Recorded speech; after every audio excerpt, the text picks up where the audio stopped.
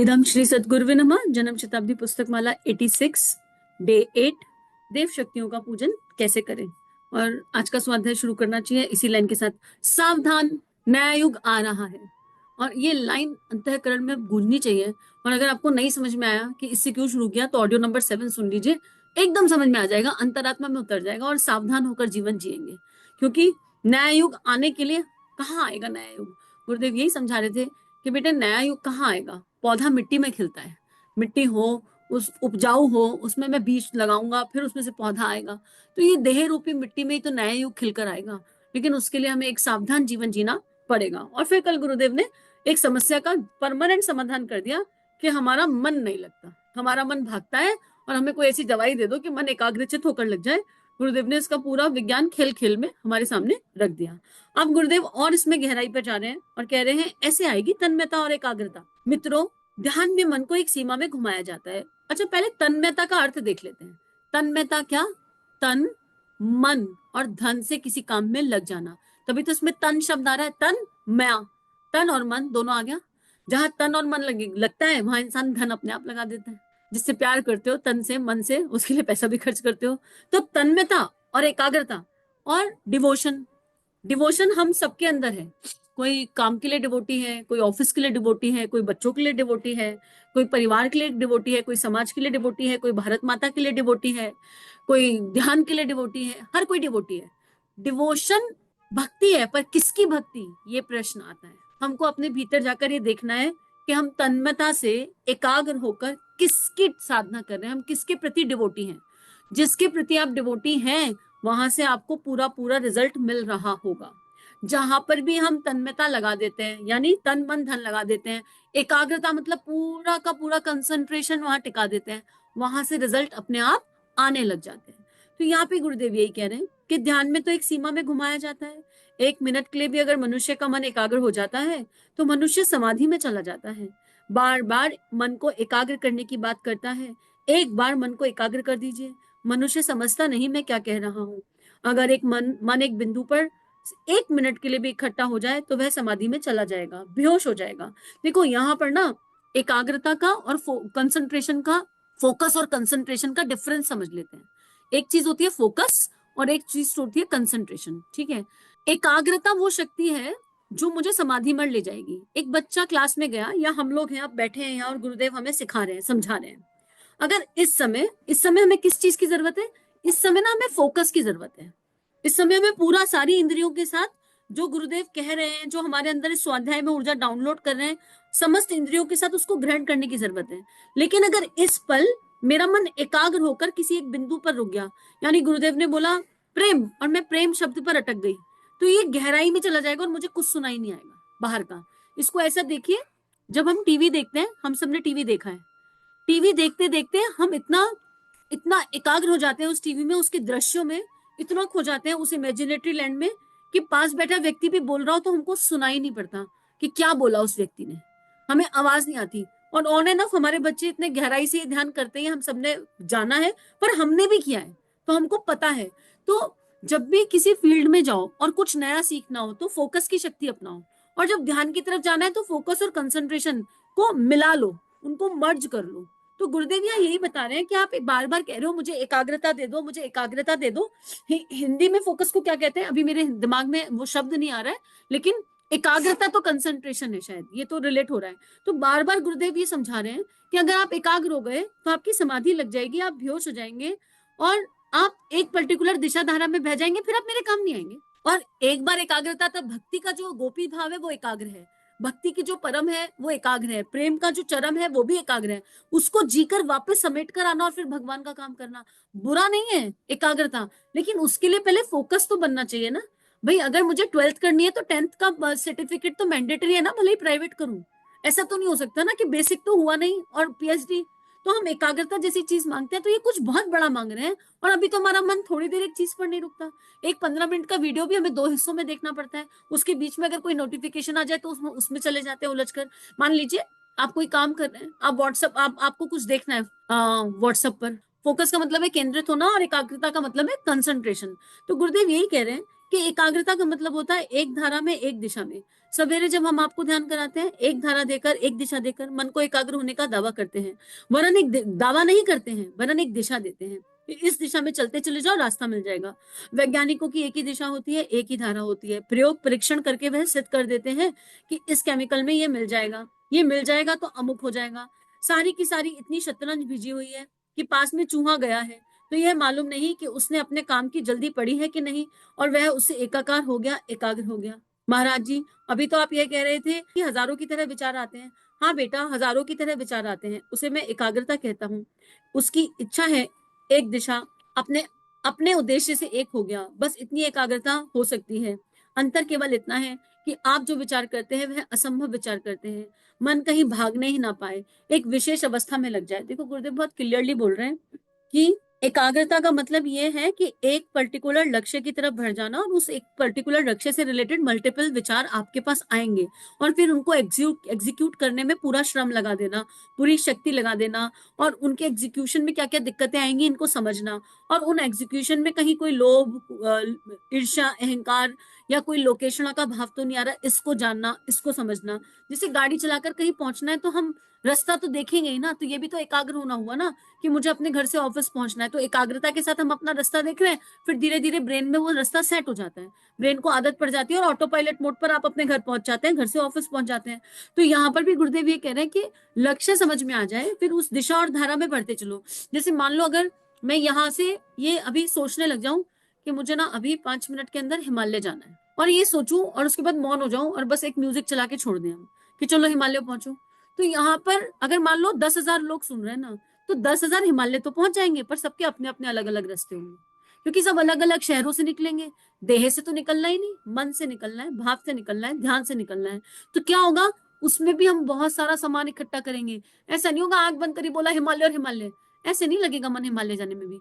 आंख बंद करके अच्छा हिमालय जाने के लिए कहा जा रहा है, अच्छा हिमालय जाना है, तो फिर कोई कोई सोचेगा अच्छा फ्लाइट से जाते हैं कि ट्रेन से जाते हैं। हर हर इंसान का गुण कर्म स्वभाव अलग है, सबकी भावना और धारणा करने के तरीके अलग हैं, सबकी सोच अलग है। तो और जिसके भीतर से भगवान जैसे प्रकट हो जाए, जैसे मेरे को इस समय ऐसा फील आया, जैसे ही बोला हिमालय हिमालय जाना है, तो मन में आया हिमालय कैसे जाए, अच्छा ध्यान करके क्या करें, ऐसा लगा गुरुदेव आए, गोदी उठाए और कह रहे चल लेके चलता हूँ हिमालय, और ले जाएंगे। पहुंच तो गए ना, तो हम सब हिमालय पर जाकर मिल जाएंगे, इसमें कोई डाउट नहीं है, लेकिन सब अलग अलग रास्तों से पहुंचेंगे। तो यहाँ पर गुरुदेव यही कह रहे हैं कि आप ना ये असामान्य सी बात मत करो कि मन कहीं भाग नहीं ना पाए। मन भागेगा, इसको पहले स्वीकार कर लो, और फिर इसका दोष मत दो।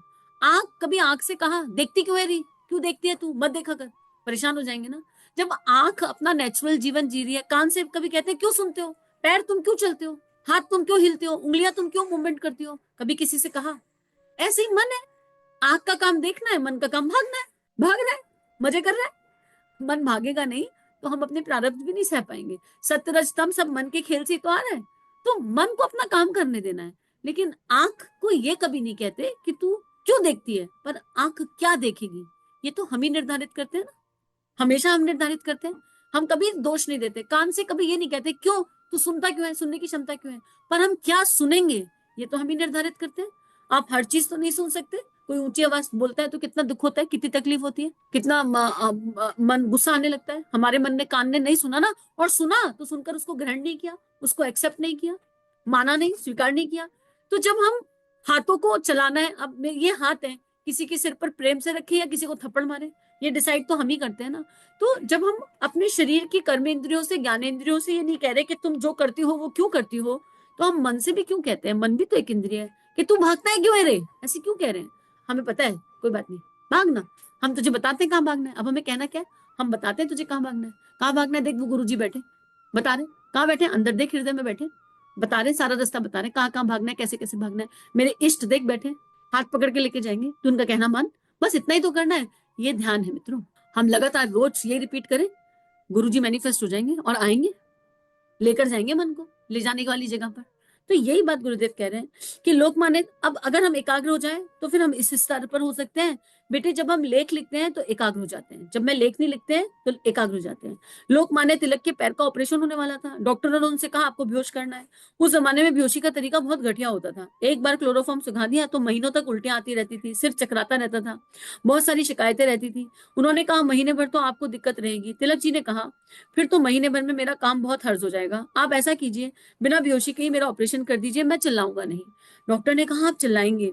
उन्होंने कहा बिल्कुल नहीं, बस मुझे श्रीमद् भगवत गीता दे दीजिए, मैं उसको जब पढ़ना शुरू करूं तो उसको पढ़ने में मैं इतना तन्मय हो जाऊंगा कि मुझे इस समय आप काट कर पटक कर भी फेंक देना, अच्छी बात है। तिलक ने गीता जी की पुस्तक मंगाई, उन्होंने अपनी टांग लंबी कर दी और पढ़ने में तन्मय हो गए। ध्यान से सुनना, वे पुस्तक में पढ़ने लगे। स्थित प्रज्ञा का भाषा समाधि स्थित केशव, स्थिति धी की प्रभाषेत कीमा सीत व्रजेत किम।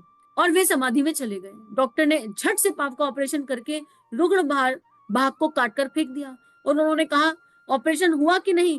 अरे हो तो गया, बहुत जल्दी ऑपरेशन कर दिया। आप सोचिए कितने जबरदस्त एग्जाम्पल हम लोगों के पास हैं। लोकमान्य तिलक जी का ये कितना असाधारण एग्जाम्पल है कि वो स्वाध्याय कर रहे हैं और श्रीमद् भगवत गीता को पढ़ रहे हैं, तो वो फिर पढ़ नहीं रहे, वो ऐसा ही हो गया दृश्य कि वही अर्जुन हो गए। उनको क्या दिख रहा होगा? क्या वो केवल गीता के अक्षर पढ़ रहे होंगे? थोड़ा सा लोकमान्य तिलक जी के हृदय क्षेत्र में उतर कर देखें और उनसे प्रार्थना करें कि क्या थी आपकी भाव दशा, उनका आह्वान करें, बस यही ध्यान है। अब इस समय लोकमान्य तिलक जी की एनर्जी से जुड़ने का प्रयास करते हैं, परम पूज्य गुरुदेव के सानिध्य में लोकमान्य तिलक की एनर्जी से जुड़ते हुए, उनकी भाव से, उनकी विचारणाओं से जुड़ते हुए, उनके व्यक्तित्व से जुड़ते हुए, क्या हुआ होगा उनके अंदर, किस तरह की घटना घटित हुई कि उनके पैर का ऑपरेशन कर दिया गया और उन्हें कुछ पता नहीं चला। वो श्रीमद् भगवत गीता में कृष्ण वाणी में इस तरह खो गए। क्यों? क्योंकि वो कुरुक्षेत्र में थे और कुरुक्षेत्र में क्या देख रहे थे? सब कुछ देख रहे थे। चारों तरफ कौन कौन है?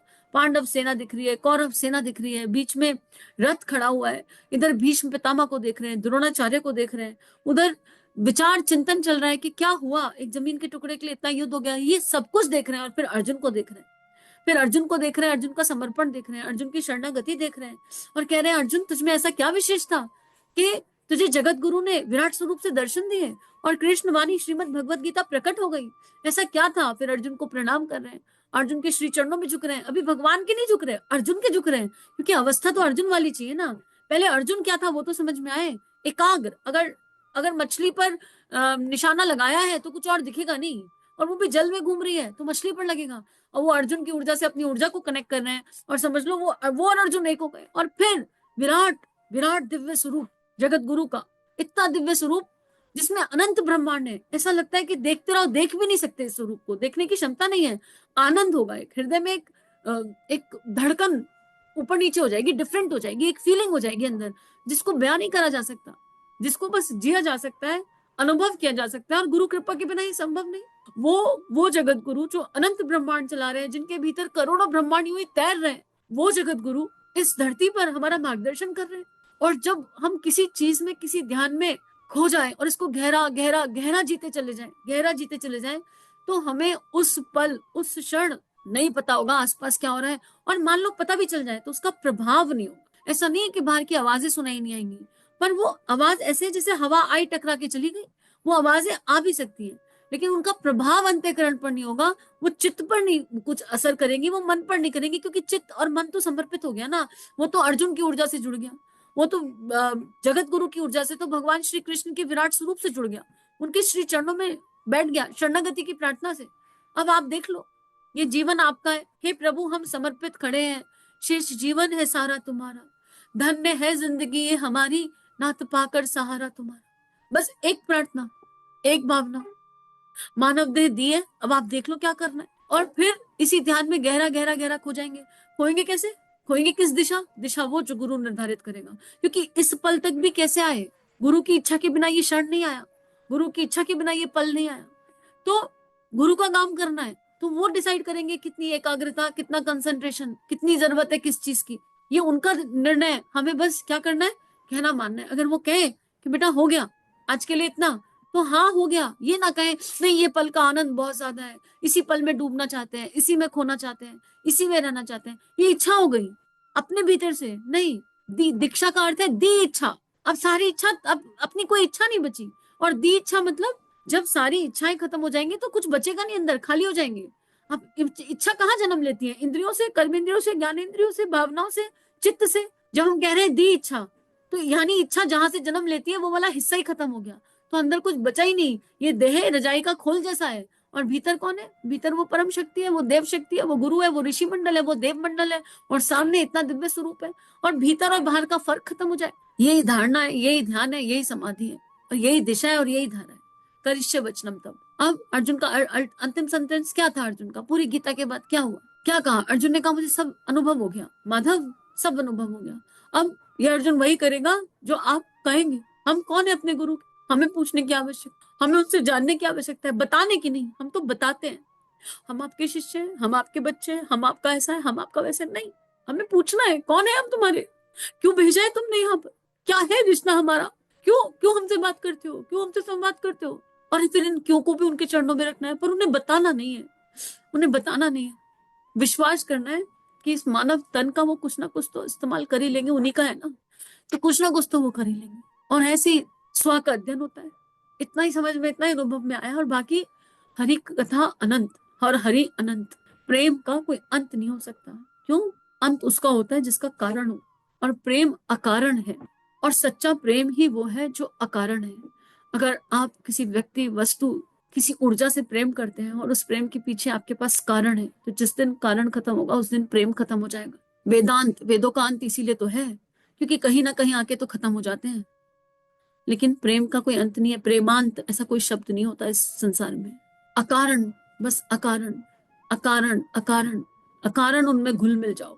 उनसे कोई कारण मत पूछो किसी चीज का, ना उन्हें कोई कारण बताओ। बूंद समुद्र में गई, लेकिन किस कारण से गई उसे पता नहीं होना चाहिए। बाकी समुद्र संभालेगा ना, अपने आप देखेगा। ना भी संभाले तो क्या फर्क पड़ता है, बूंद को कोई अंतर नहीं पड़ता। तो गुरु से प्रेम करो, चाहे गुरु का प्रेम पाओ, लेकिन अकारण करो सब।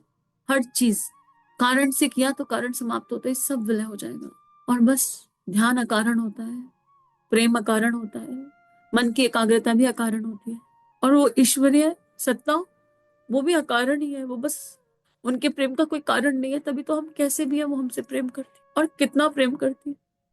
अगर हम अपने दुर्गुणों पर ध्यान देने लगेंगे तो हमें समझ में आएगा कि कितनी कृपा बरस रही है, क्योंकि हम ऐसे किसी पैरेलल व्यक्ति से प्रेम नहीं कर सकते जिसके पास उतने ही दुर्गुण हो जितने हमारे भीतर हैं। हम कहेंगे ये तो बहुत बुरा है, लेकिन वो हमसे प्यार कर रहे हैं, और बहुत प्यार कर रहे हैं, अनंत प्यार कर रहे हैं। प्यार का उनके कोई अंत नहीं है। और बस वैसा ही प्यार, वैसा ही प्यार वो कह रहे हैं कि पूरे विश्व ब्रह्मांड में तुम्हें फैलाना है, और यही युग निर्माण है, इसके सिवा कुछ युग निर्माण नहीं। इदम श्री सद्गुरुभ्यो नमः, इदम श्री सद्गुरुभ्यो नमः, इदम श्री सद्गुरुभ्यो नमः, इदम अस्तित्व श्री सद्गुरु अर्पणमस्तु, इदम अस्तित्व श्री सद्गुरु अर्पणमस्तु, इदम अस्तित्व श्री सद्गुरु अर्पणमस्तु। इदम श्री सद्गुरुवे नमः। चलो गुरुदेव के सपने सजाने की शपथ लें। युग दृष्टा, युग ऋषि, परम पूज्य गुरुदेव की लेखनी जन जन के जीवन को प्रभावित कर सकती है, जन जन का ट्रांसफॉर्मेशन कर सकती है, हर किसी को परमानेंट आनंद की तरफ ले जा सकती है। इस कार्य को करने में हमें आपका सहयोग चाहिए। अगर ये वीडियो आपको कंट्रीब्यूट करते हैं तो इन्हें विश्वव्यापी बनाने में हमारी सहायता कीजिए। चैनल को लाइक कीजिए, सब्सक्राइब कीजिए और शेयर कीजिए। इदम श्री सद्गुरुवे नमः।